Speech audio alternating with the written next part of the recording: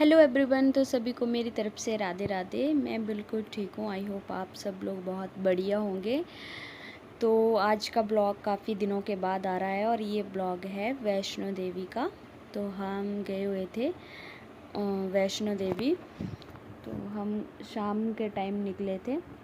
तो सुबह 5-6 बजे हम वैष्णो माता पहुँच गए थे। तो अभी पहुँचने ही वाले थे यहाँ पे। तो मतलब रात को अंधेरे में ना, मतलब पहाड़ ऐसे दूर से इतना ज़्यादा चमक रहा था ना, इतना खूबसूरत लग रहा था ना। बिल्कुल लाइट लाइट ऐसे आप खुद ही देख सकते हो कि कितना सुंदर लग रहा है।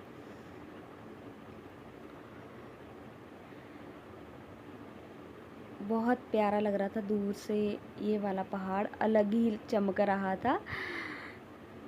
तो आप लोग देख सकते कि कितना खूबसूरत लग रहा है ये पहाड़। और यहाँ से लगभग आधे पौने घंटे का रास्ता था। तो देखने से तो लग रहा था बिल्कुल पास में है, लेकिन यहाँ से भी काफ़ी दूर था ये। तो फिर हम सुबह पहुँच गए और फिर हमने रूम लिया हुआ था। तो रूम में हम नहा धो के फिर यात्रा के लिए चल पड़े। और सबसे पहले तो हमने वो यात्रा कार्ड बनवा लिया था, वो बहुत ज़रूरी है। तो ये है मेन एंट्रेंस, आप लोग देख सकते हो। यहाँ से हमारी यात्रा शुरू हो गई है। तो काफ़ी ज़्यादा भीड़ थी, बहुत ज़्यादा। तो हमने थोड़ा सा पैदल रास्ता चला और थोड़ा सा, मतलब 10 मिनट भी नहीं हुए थे चले हुए को। और ये कुछ लोग मतलब ऐसे पालकी करके जाते हैं जिनको प्रॉब्लम रहती है, या कई लोग ऐसे भी चले जाते हैं। और कुछ लोग घोड़े पे जा रहे थे। तो बच्चों के लिए, जैसे छोटे बेबीज़ रहते हैं या बच्चे ऐसे भी थक जाते हैं, इतनी यात्रा तो बच्चों से नहीं हो पाती है, तो उनके लिए आप स्ट्रॉलर अरेंज कर सकते हो, वहाँ पे होते हैं। तो हमने आधे रास्ते तक तो बच्चे हमारे चल पड़े, उससे आगे हमें स्ट्रॉलर लेना पड़ा। उससे आगे, क्योंकि अभी बच्चे हैं, हम ही थक गए थे तो बच्चे तो भला थक ही जाएंगे। तो जहाँ तक चले तो हमने वहाँ तक चलाया। फिर उसके बाद हमने स्ट्रॉलर ले लिए। क्रिस्टी तो बिल्कुल भी नहीं चली, उसको तो बस उठा के ही, तो बीच में 1-2 बार कृषि को भी उठाना पड़ा था। तो फिर हम लोग यहाँ पे पहुँच गए जहाँ पे माता जी की चरण पादुका हैं। तो फिर हम लोगों ने यहाँ पे दर्शन किए, आप लोग भी दर्शन कर लीजिए। तो बहुत प्यारा नज़ारा है। तो चलिए जी, फिर से हमारी यात्रा यहाँ पे शुरू हो गई है। और मैं सबसे लास्ट में चली हुई थी और मेरे से आगे मम्मी पापा चले हुए थे और मम्मी ने क्रिस्टी को उठाया था। और सबसे आगे मेरे पति देव, वो किसी का वेट कर नहीं रहे थे बिल्कुल आगे निकल चुके थे, हमारे से लगभग आधा किलोमीटर आगे ही चल रहे थे वो तो। और अब उन्होंने क्रिशु को ले लिया था और क्रिस्टी को मम्मी ने उठाया था।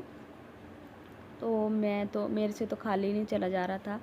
बच्चों को मैंने 1-2 बार लिया, लेकिन मेरे से तो चला ही नहीं जा रहा था मैं तो खाली चली हुई थी, वो भी सबसे लास्ट में। जय माता दी, जय माता दी। जोर से बोलो, जोर से बोलो, सारे बोलो, अच्छा नहीं सुनिया।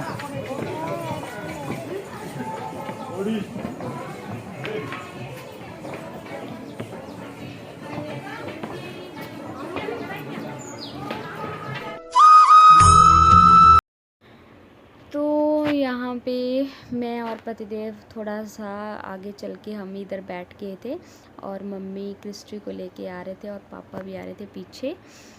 तो नज़ारा आप लोग देख ही सकते हो, बहुत ही ऊंचाई में है माता जी का भवन। और यहाँ पे मेरा फेस देख सकते हो कितना मुरझाया सा है, क्योंकि मैं थक गई थी, बिल्कुल थक गई थी। मैं सोच रही थी माता जी का भवन कब आएगा, लेकिन उससे पहले हमें अर्धकुंवारी में भी दर्शन करने पड़ते हैं, फिर उसके बाद माता जी के भवन के लिए जाते हैं।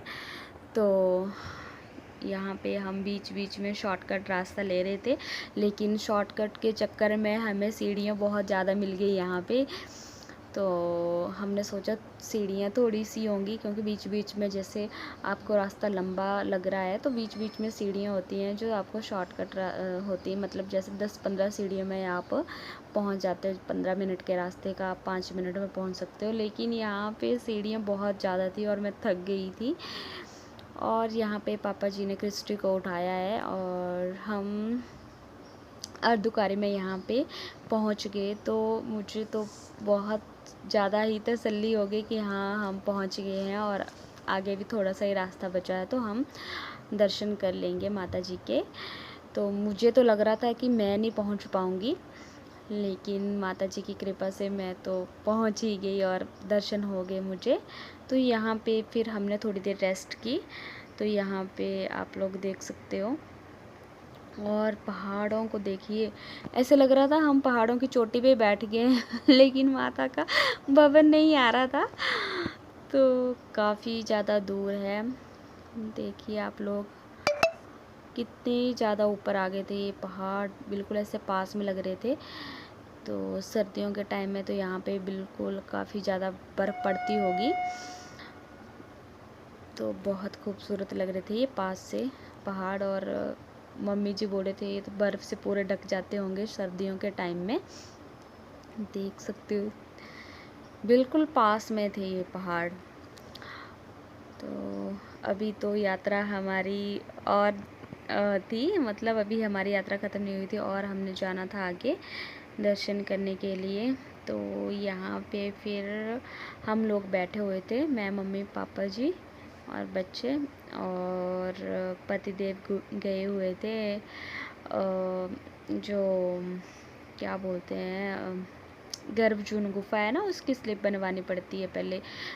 तो उसके लिए स्लिप नंबर वाइज आता है ना नंबर, जैसे जितना आपकी स्लिप के ऊपर होगा तभी आपको दर्शन होते हैं। तो बहुत ज़्यादा भीड़ थी उसमें भी। तो फिर हम लोगों ने वहाँ पे दर्शन किए, और फिर हम लोगों को यहीं पे अर्धकुंवारी में ही स्ट्रॉलर मिल गया। तो फिर यहीं से हमने बच्चों के लिए ले ली, क्योंकि अभी सब लोग थक चुके थे। तो क्योंकि मैं तो ऐसे ही थक गई थी बिना बच्चों को उठाए, और जिन्होंने मम्मी पापा और पतिदेव ने सभी ने इनको मतलब बारी बारी से बच्चों को उठाया था। तो फिर ये लोग भी थक चुके थे, तो फिर हमने स्ट्रॉलर ही ले लिया। तो बच्चों के लिए भी आराम और हमें भी आराम हो गया थोड़ा सा।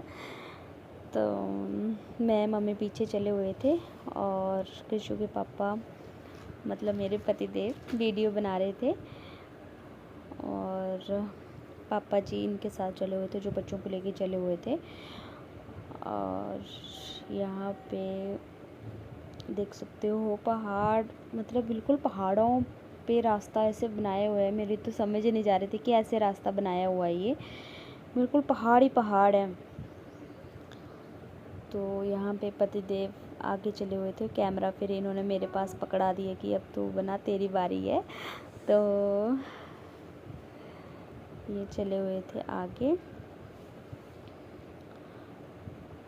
और आप जैसे मतलब अर्धकुंवारी तक आप पैदल आओ, फिर उससे आगे आपको जैसे वो इलेक्ट्रिकल आजकल गाड़ियाँ चली हुई है ना, तो वो बुकिंग करवानी पड़ती है। जैसे ये देख सकते हो आप लोग, ये बुकिंग वाली गाड़ी है। तो इसके लिए आपको मतलब 2 या 3 महीने पहले ही आपको बुकिंग करवानी पड़ेगी, ऑन द स्पॉट नहीं मिलेगी। तो फिर हम लोगों ने तो पहले यही सोचा था कि अर्धकुंवारी से हम ये वाली गाड़ी हम ले लेंगे माता जी के भवन के लिए, लेकिन हमें नहीं पता था कि इसकी बुकिंग होती है। और फिर हम फाइनली माता जी के भवन में पहुंच गए, मतलब कम से कम 20 मिनट का ही रास्ता बचा हुआ था। और आप लोग दर्शन कीजिए, कितना खूबसूरत नज़ारा है।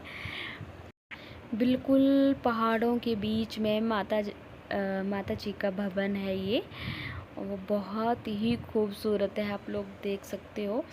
तो फिर हम लोगों ने माता जी के दर्शन किए, क्योंकि वहाँ पे फ़ोन वगैरह कुछ भी अलाउ नहीं है, तो हम लोगों ने वहाँ पे वीडियो नहीं बनाई है, और कोई भी नहीं बना सकता वहाँ पे, किसी को भी अलाउ नहीं है, चाहे कोई कितना भी बड़ा सेलिब्रिटी क्यों ना हो। तो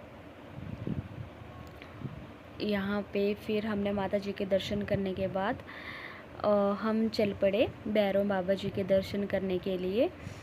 तो हम लोग यहाँ पे गंडोले में गए। पैदल तो काफ़ी लंबा रास्ता है ये वाला भी, मतलब 2-2.5 किलोमीटर तो है कम से कम, लेकिन बिल्कुल मतलब ऐसे ऊंची चढ़ाई है, तो उसमें काफ़ी टाइम लग जाएगा। तो हम लोग यहाँ पे गंडोले में ही गए, तो गंडोले में भी मतलब 5-6 मिनट तो लग ही गए, तो आप समझ सकते हो कि कितना दूर है। तो ये गंडोला काफ़ी बड़ा था, इसमें बहुत ज़्यादा लोग आ रहे थे एक टाइम में ही, तो देख सकते हो आप लोग। तो यहाँ पे 2 गंडोले, एक जाता है दूसरा आता है, बस ऐसे ही है। और सीढ़ियाँ हैं, देखो यहाँ पे लोग जा रहे हैं जो पैदल जा रहे हैं। तो दूर से देखो, ऊंचाई से माता जी का भवन कितना सुंदर लग रहा था पहाड़ों के बीच, बहुत सुंदर लग रहा था। तो बहुत खूबसूरत नज़ारा था, और माता जी के दर्शन भी हमें बहुत अच्छे से हो गए।